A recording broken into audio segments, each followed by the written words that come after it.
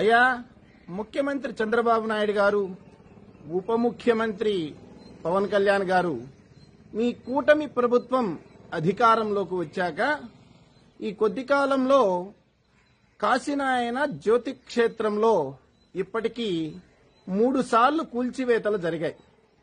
మొదటి 2 సార్లు కూల్చివేతలు జరిగాక మా దృష్టికి వచ్చినప్పుడు మేమేమనుకున్నామంటే, ప్రభుత్వానికి అనేక సమస్యలు ఉన్నాయి, మనం కొత్త సమస్యను సృష్టించకూడదు, పాలకులు ఆలోచన చేస్తారు, సరైనటువంటి నిర్ణయాలు చేస్తారు అని మేము ఆశించాం. కానీ దానికి భిన్నంగా మూడోసారి వచ్చి మరికొన్ని నిర్మాణాలని కూల్చివేశారు. నా విష్ణు పృథివీపతి అని మేము నమ్ముతాం. పాలకులలో శ్రీ మహావిష్ణువు అంశం ఉంటుందని భావన. అంటే శ్రీ మహావిష్ణువు అంటే స్థితికారుడు అని, పోషించేవాడు, పాలించేవాడు, సంరక్షించేవాడు అని మేము నమ్ముతాం. పాలకులుగా ప్రజల్ని పోషించి సంరక్షించాల్సిన బాధ్యత మీదే. అయితే కడుపున పుట్టినటువంటి బిడ్డలు పట్టించుకోకపోతే, అన్నం పెట్టకపోతే ఆశ్రయం ఇచ్చి వాళ్ళకి అన్నం పెట్టి పోషిస్తున్నటువంటి కాశీనాయన క్షేత్రం మీరు చేయాల్సిన పని చేస్తుంది అని మీకేమైనా కోపం వచ్చిందేమో మాకు అర్థం కాలేదు. అయ్యా, మీరు కూలగొడుతుంది కేవలం నిర్మాణాలని మాత్రమే అని మీరు అనుకుంటున్నారేమో, మాకు తెలియటం లేదు కానివ్వండి. మీరు కూలగొడుతుంది కేవలం నిర్మాణాలని మాత్రమే కాదు బాబు. కన్నబిడ్డలు భోజనం పెట్టకపోతే అన్నమో రామచంద్ర అని అలమటించకుండా ఆ వృద్ధుల్ని అక్కున చేర్చుకుని అన్నం పెట్టుతున్నటువంటి ఓ మహావృక్షాన్ని మీరు కూలగొడుతున్నారు.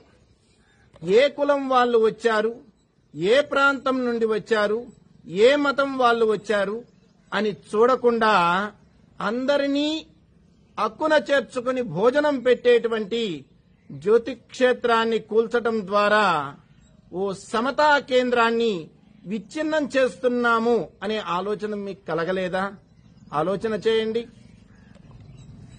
అయ్యా చంద్రబాబు నాయుడు గారు, గతంలో మీరు అధికారంలో ఉన్నప్పుడే మీ హయాంలోనే జ్యోతి ఉన్నటువంటి ఆ మండలానికి కాశీనాయన మండలం అని నామకరణం చేశారు.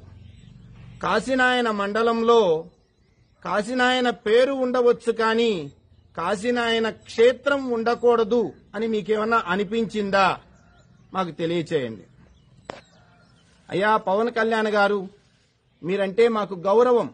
మీ ఆవేశం వెనుక నిజాయితీ ఉంటుంది, ఆలోచన ఉంటుంది అని మేము నమ్ముతాం. ధార్మిక మండలి ఏర్పాటు చేస్తాం, ఈ ధర్మాన్ని సంరక్షిస్తాం, దేవాలయాలను, ఆశ్రమాలని పరిరక్షిస్తాం లాంటి మాటలు మీ నుండి వచ్చినప్పుడు మేము పొంగిపోయాం. కానీ మీరు ఆధిపత్యం వహిస్తున్నటువంటి శాఖ నుండే జ్యోతి క్షేత్రాన్ని కూల్చివేయాలనేటువంటి విషయం, ఆదేశాలు రావటం మాకు అత్యంత బాధను కలిగిస్తుంది. అసెంబ్లీ సమావేశాలు జరుగుతున్నటువంటి ఈ సందర్భంలోనే ఈ దాష్టికం చోటు చేసుకోవటం చాలా బాధాకరమైనటువంటి విషయం. ఏమి రాయలసీమ ఎమ్మెల్యేలను కానీ, ఎంపీలను కానీ, మంత్రులను కానీ మీరు పిలిపించుకుని మాట్లాడారా? కనీసం వారైనా మీ దగ్గరకు వచ్చి మీకు విషయం తెలియచేశారా లేదా? మాకైతే తెలియదు, సామాన్య ప్రజలకు తెలియాలి. ఎందుకు అంటే ఇది ప్రజల మనోభావాలకు సంబంధించినటువంటి విషయం. ఇది ఈ ధర్మానికి సంబంధించినటువంటి విషయం. మతానికి అతీతమైన ఈ ధర్మాన్ని సంరక్షించినటువంటి ఒక మహానుభావునికి సంబంధించినటువంటి విషయం. ఇటువంటి విషయంలో ప్రజల అభిప్రాయాలేమిటని కానీ, ఈ ప్రాంతంలో ప్రాతినిధ్యం వహిస్తున్నటువంటి ప్రజాప్రతినిధుల అభిప్రాయాలేమిటని కానీ కనీసం తెలుసుకున్నారా పవన్ కళ్యాణ్ గారు? కేవలం ఆవేశంతోనే ఈ నిర్ణయం చేశారా? మాకు తెలియాలి. మాజీ ముఖ్యమంత్రి కీర్తిశేషులు కోట్ల విజయభాస్కర్ రెడ్డి గారు శ్రీ కాశీనాయన భక్తులని చెప్పి అందరూ చెప్పుకుంటారు. అనేక సందర్భాల్లో ఆయన కాశీనాయన్ని దర్శించుకున్నారు.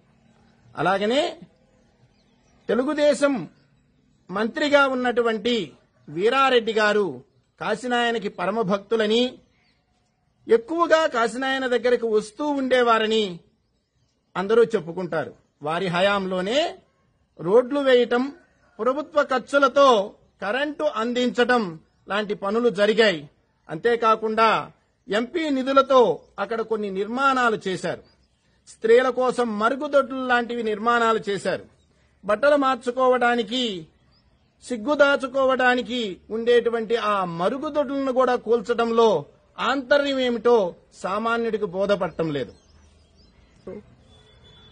ఈ కూల్చివేతల ద్వారా కోట్ల విజయభాస్కర్ రెడ్డి గారు కానివ్వండి, లేదా వీరారెడ్డి గారు కానివ్వండి, గత 30 సంవత్సరాల నుండి ఉన్నటువంటి ప్రభుత్వాలు కానివ్వండి, గతంలో మీ ప్రభుత్వం కానివ్వండి, తప్పులు చేశాయి, తప్పు చేసింది అని ప్రజలకు మీరు చెప్పాలనుకుంటున్నారా? సవివరంగా తెలియచేస్తే బాగుంటుంది. లేదంటే ప్రభుత్వ నిధులతో నిర్మాణాలు చేశాము, ప్రభుత్వమే కూల్చాలి, ప్రభుత్వం చేసిన నిర్మాణాలు ప్రభుత్వమే కూలిస్తే బాగుంటుంది అనేటువంటి విషయాన్ని ఆనవాయితీగా మీరు తీసుకున్నారా? ఇది కూడా తెలియాలి. అయ్యా, ఇది భక్తుల మనోభావాలకు సంబంధించినటువంటి విషయం. రాయలసీమ ప్రాంతాన్ని తీవ్రంగా ప్రభావితం చేసేటువంటి అంశం. కాశీనాయనకు కులం లేదు, మతం లేదు. కులాతీతంగా, మతాతీతంగా వ్యవహరించిన కాశీనాయన కులాన్ని మీరు చూస్తున్నారేమో, ఆయన మతాన్ని మీరు చూస్తున్నారేమో అనే ఆలోచన సామాన్య ప్రజలకు కలుగుతుంది. దానితోనే ఇవి చేస్తున్నారేమో అని కొంతమంది మాట్లాడుకుంటూ ఉన్నారు. ప్రభుత్వానికి చెడ్డ పేరు రాకూడదు అని, ఉన్న సమస్యలకు మరొక సమస్యను జోడించకూడదని మేము ఇంతకాలం ఆలోచన చేశాం. ప్రజాక్షేత్రంలో ఇది ఉద్యమంగా పరిగణించక ముందే సరైనటువంటి ఆలోచన చేయండి, సరైనటువంటి చర్యలు తీసుకోండి, కాశీనాయన క్షేత్రాన్ని కాపాడండి. జై శ్రీరామ్, భారత్ మాతా కీ జై.